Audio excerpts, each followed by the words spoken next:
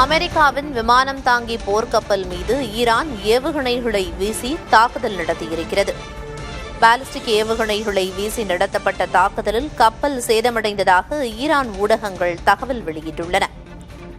Abraham Lincoln என பெயரிடப்பட்ட அமெரிக்காவின் மிகப்பெரிய போர்க்கப்பல் மீது தாக்குதலானது நடத்தப்பட்டிருக்கிறது.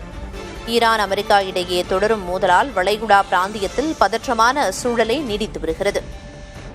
அமெரிக்க போர்க்கப்பல் மீது ஈரான் தாக்குதல் நடத்தியிருக்கிறது. பாலிஸ்டிக் ஏவுகணைகளை வீசி நடத்தப்பட்ட தாக்குதலில் கப்பல் சேதமடைந்திருப்பதாக ஈரான் ஊடகங்கள் தகவல் தெரிவிக்கின்றன.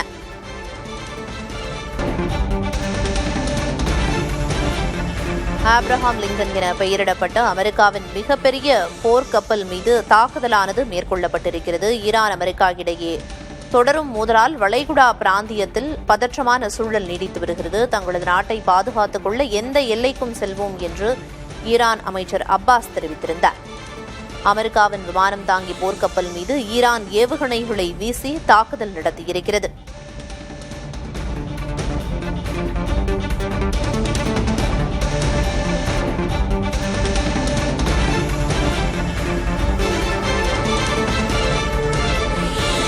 அமெரிக்காவின் விமானம் தாங்கி போர்க்கப்பல் மீது பாலிஸ்டிக் ஏவுகணைகளை வீசி நடத்தப்பட்ட தாக்குதலில் அந்த கப்பல் சேதமடைந்ததாக ஈரான் ஊடகங்கள் தகவல் தெரிவிக்கின்றன.